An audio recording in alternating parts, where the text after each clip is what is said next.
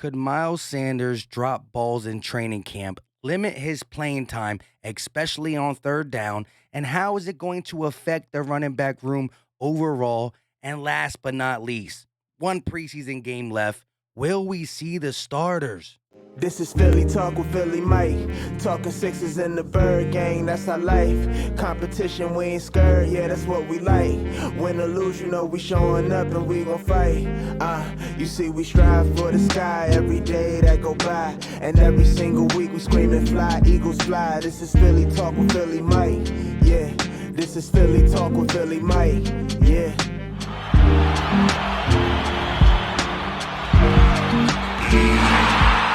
What is going on, everybody? I go by Philly Mike, and this is the Philly Talk podcast. And today, I want to talk about the running back room, Miles Sanders and Nick Sirianni. Do you think, let me know in the comments early, we will see Jalen Hurts and the starters in this last game of the preseason? But before we get into it, if you are new to the channel, hit that subscribe button.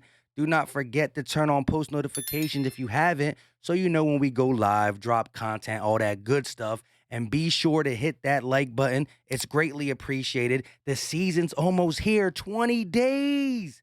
Follow your boy on Twitter. That's where we talk Eagle news behind the YouTube scenes. And if you got a question, you want to talk to me personally, hit me in the DMs. But you know how we start these videos. Eagles! Eagles! Now let's go.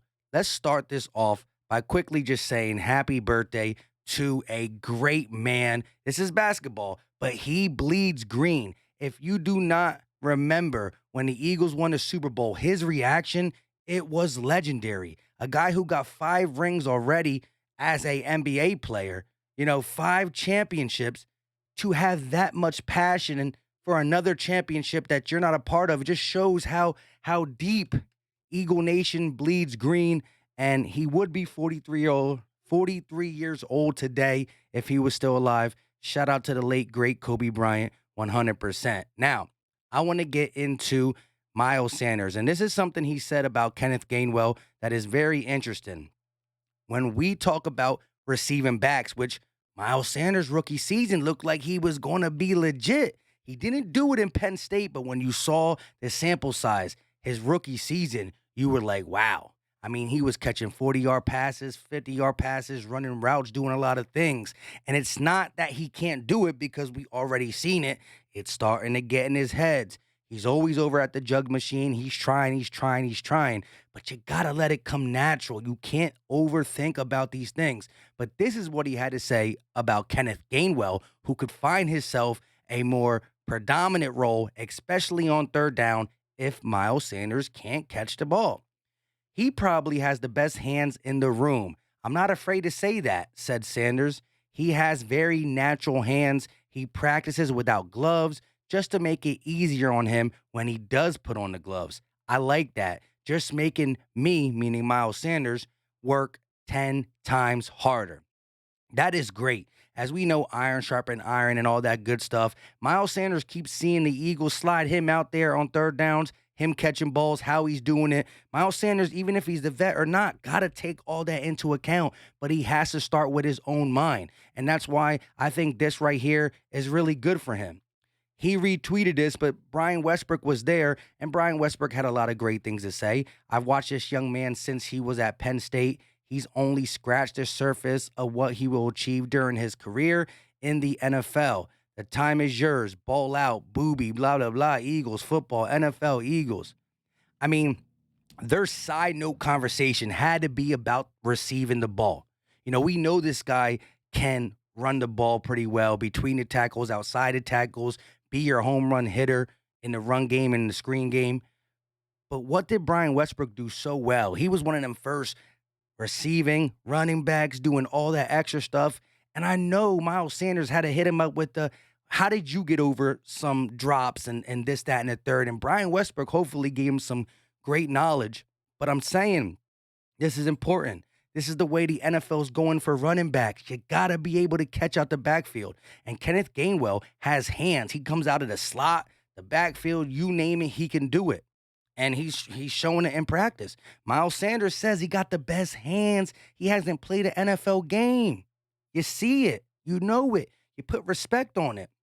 Now, when I say limit him on third down, because here's the thing, it looks to be that Singleton, the running back coach, might really go to a committee, but the committee will be led by Miles Sanders. Miles Sanders ain't going to get that Christian McCaffrey, Alvin Kamara, Derrick Henry love where he's on the field all 30 downs. And in certain situations, I think they're going to give Miles Sanders predominantly first and second. I think third down, if you need 2 yards, it's Jordan Howard. Third down, you need 9 yards, it might be Kenneth Gainwell if Miles Sanders continues to drop the ball. And then Boston Scott is one of them guys who can do a little bit of everything. So he can play on first down, second down, third down, but it's really to relieve Miles Sanders if he's tired, if the drive is long, Jordan Howard and all that, because Jordan Howard will be the preferred guy on short. Kenneth will be the preferred guy on long third downs, and Sanders the 1 and 2.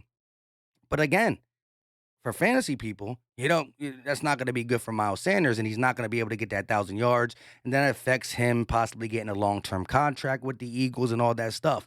But if you can catch the ball, you can be on the field more, you can have more opportunities, and for a guy who did it and can't do it now, it's in the head, and he got to get out of that. He definitely got to get out of that. Now, he has more heart to me than a guy like Aguilar and these other ones. So I'm thinking he's going to get out. I'm going to give him the benefit of the doubt, but I got to see it. And why not use preseason to get that out? That is where we're going to go to next. Will Jalen Hurts and the starters finally play? We're talking 7 passes he attempted. You know what I mean?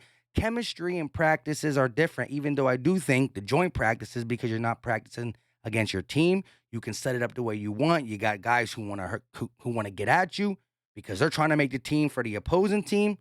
All that stuff works, but there's nothing like an actual game, because the timing and the speed, the lights, camera, action, all that stuff plays a part in drops and plays in your head.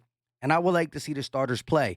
Now, game 3 has always been the dress rehearsal, but that was when we had 4 preseason games. There's only 3. We have a week off after. I would like to see the starters for 1 quarter, defense, offense. I would. Now, if they don't do it, I ain't going to get super upset, because if we go into the regular season healthy, I'm automatically happy. But if we go to ATL, where we always struggle in Atlanta, we kill them in Philly, but we do struggle in Atlanta. I think they have a defense that is vulnerable via the pass. I think we could take advantage of it, but I would like to see time in between Jalen and the receivers, the offensive line, things of that stuff. I want to get a little general consensus of Nick Sirianni and Jonathan Gannon, although they're probably not going to show no cards. I think they should play at least a quarter. Let me know in the comment section, do you think they will? They should? Will you be upset? All that good stuff. And let me know also in the comment section, how do you feel about Miles Sanders possibly losing some snaps and some reps in real games in the season due to his lack of receiving ability? He has to bring it back. It has to come back. Now, we're not going to talk about this player in depth because it doesn't matter to me, but it is good to see this. I got to say, who cares how he plays? But if this guy's running like this, we have a chance to get our first round pick.